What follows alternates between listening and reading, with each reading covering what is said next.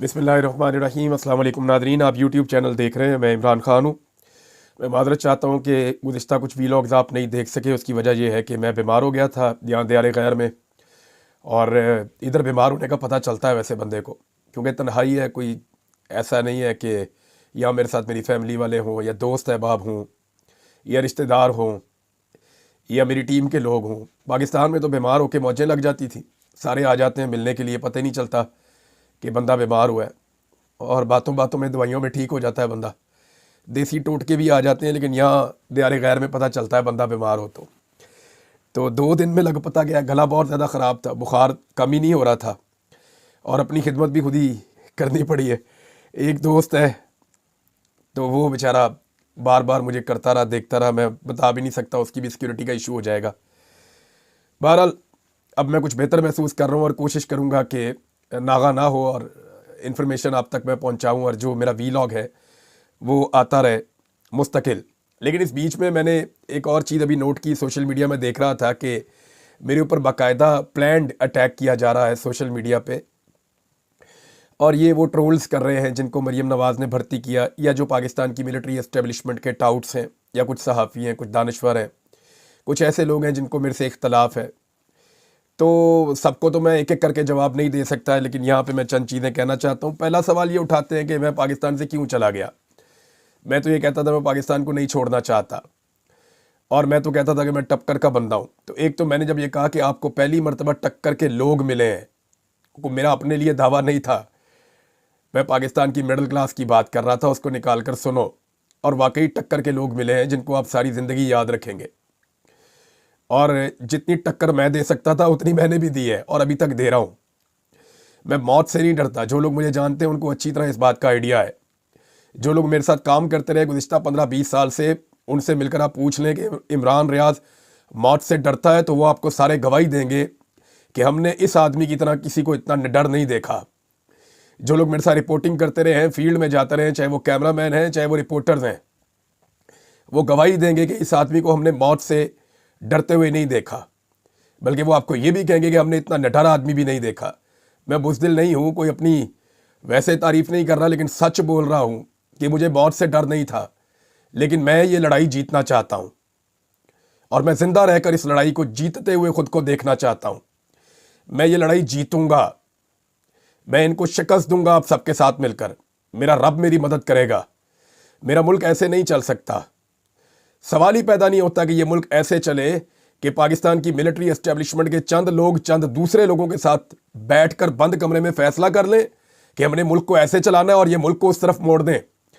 मेरे मुल्क के करोड़ों लोगों के इज्तिमाई शऊर की तौहीन बार बार नहीं हो सकती। कल अगर हमें नहीं पता था, या हम लाइलम थे, या हम लापरवाह थे, या हमारे पास वो नॉलेज ही नहीं था, तो आज है। अल्लाह का शुक्र है, हमारे रब ने हमारी आंखें खोल दी हैं, और अब हम इस लड़ाई को लड़ रहे हैं। मैंने कहा था ना कि मैं इस लड़ाई में उतरा अपनी मर्जी से, इस लड़ाई को छोड़ के जाऊंगा अपनी मर्जी से, और मैं वो आखिरी आदमी होऊंगा जो लड़ाई को छोड़ूंगा। तो मैं अपना काम कर रहा हूं। मैं ये चाहता हूं, मेरी ख्वाहिश है, कल क्या होगा मेरा रब जानता है, लेकिन मैं इस लड़ाई को जीतना चाहता हूं, और जिंदा रहकर जीतना चाहता हूं। मुझे अपनी लाश गिद्धों के हवाले करने की कोई ज़रूरत नहीं है। क्या मुझे भी शहीद अरशद शरीफ की तरह शहीद होकर साबित करना पड़ेगा कि मैं मुहिब्बे वतन हूं, या मैं मुल्क का गद्दार नहीं हूं? मैं आपको ये मौका नहीं दूंगा। और जहां तक बात है पाकिस्तान से आ जाने की, तो किसी का दिल नहीं करता। मैंने अपना पूरा ख़ानदान दरबदर करवा दिया है। हम सारे रुल गए हैं, हर कारोबार बंद हो गया है, सारी खुशियां हमसे छिन गई हैं। कई लोग कहते हैं कि पैसा वैसा कमाते हैं ये इसमें से, सोशल मीडिया में से। ये इतना सा पैसा है जितना नुकसान हमने बर्दाश्त किया है।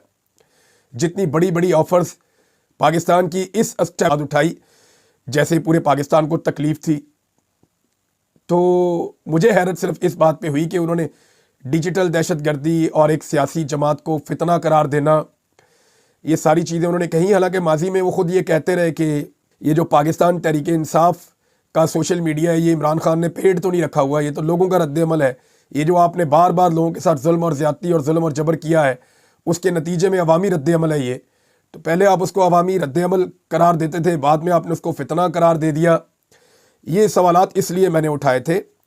لیکن اگر مذہبی پوائنٹ آف ویو سے دیکھیں تو چاہے مولانا طارق جمیل صاحب ہوں, چاہے دیگر علماء اکرام ہو, مولانا طارق مسعود صاحب ہوں, بہت سارے اور عالم دین ہیں, میں نام سب کا لے نہیں سکتا, الیاس قادری صاحب ہیں یا محمد علی مرزا صاحب ہیں, یہ اور بہت سارے علماء ہیں, میں سب کے نام جن کے رہ جائیں گے میں ان سے معافی چاہتا ہوں. ابتسام الہی ظہیر صاحب, ان سے میں نے بہت سیکھا, بلکہ کبھی کوئی میں پھنس جاتا تھا کسی مسئلے میں تو میں انہیں فون بھی کر لیتا ہوں, وہ بڑے مہربان ہیں, وہ فون سن کے مجھے اس مسئلے کا حل بھی بتا دیتے ہیں. میں انہیں جب گورنمنٹ فوج کو بلا سکتی ہے کہ آئیں اور آ کر چارج سنبھال لیں امن و امان کے لیے. ہم وفاقی ادارہ ہیں, اس لیے جو کچھ ہوا وہ حکومت کے کہنے پر ہوا. اس میں ایک تو پیغام آپ نے سن لیا آرمی چیف کا, میں دوبارہ پڑھ کے سناتا ہوں تاکہ آپ کو کلیئرٹی آ جائے کہ یہ ہونے کیا جا رہا ہے. یہ بہت باریک کام ہوا ہے. علی امین گنڈا پور کے ذریعے سے یہ پیغام قوم تک پہنچایا گیا. یہ ایک پیغام نہیں ہے, یہ ایک ڈیفنس ہے جو تیار ہوا ہے. پہلے پیغام دوبارہ سن لیں. آرمی چیف نے مجھے کہا کہ 26 نومبر کو ہم نے گولی نہیں چلائی, جو کچھ ہوا وہ وفاقی حکومت کے حکم سے ہوا. وفاقی حکومت نے 245 کے تحت فوج بلائی تھی. ہم وفاقی ادارہ ہیں, اس لیے جو کچھ ہوا وہ حکومت کے کہنے پر ہوا. یہ علی امین گنڈا پور صاحب نے آرمی چیف کا پیغام قوم کو پہنچا دیا. اس میں سے اٹھایا جا رہا ہے, اور یورپی یونین میں بھی. میں نے آپ کو یہ بھی بتایا تھا کہ گواہیاں پڑ گئی ہیں جن لوگوں کو گولیاں لگی ہیں ان کی. میں نے آپ کو یہ بھی بتایا کہ ایک زخمی پہنچ بھی گیا ہے. میں نے آپ کو یہ بھی بتایا کہ باقی زخمیوں کے بیانات بھی ہو گئے ہیں. اور یہ سارا کام اوورسیز پاکستانیوں نے خیبر پختونخوا کی حکومت کی مدد کے بغیر کیا ہے. اب یہ اگر ساری چیزیں آپ پلس مائنس کر کے دیکھیں تو پابندیاں لگنے والا معاملہ اس کو قریب لایا جا رہا تھا, یا قانونی کارروائی کرنے والا معاملہ. یہ ایک یونیورسل جوڈسڈکشن بھی ہوتی ہے. اب اس معاملے میں یہاں مقدمہ ہو سکتا تھا. اب اس میں آرمی چیف کے حوالے سے جب بھی کوئی مقدمہ کرنے کی کوشش کی جائے گی تو علی امین گنڈا پور صاحب کی یا جو پاکستان تحریک انصاف کی مرکزی قیادت ہے اس کی گواہی بہت امپورٹنس اختیار کر جائے گی.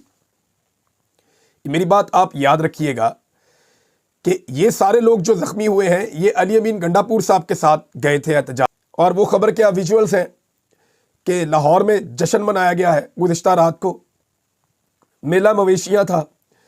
یہاں پہ بھی آرمی چیف اور مریم نواز کو ایک ساتھ دیکھا گیا. یہ بار بار کیوں ہو رہا ہے؟ اس سے کچھ میسیجز آ رہے ہیں. نمبر ایک سافٹ امیج جو ہے وہ کریٹ کرنے کی کوشش کی جا رہی ہے کہ ایک سافٹ امیج بنے, کیونکہ پاکستان میں ظلم, بربریت, فسطائیت, جبر, انسانی حقوق کی پامالیاں اتنی زیادہ ہوئی ہیں کہ اب وہ جو سافٹ امیج ہے وہ بنانا بہت ضروری ہے. تو اس کے لیے اس قسم کے ایونٹس رکھنے کی کوشش کی جا رہی ہے.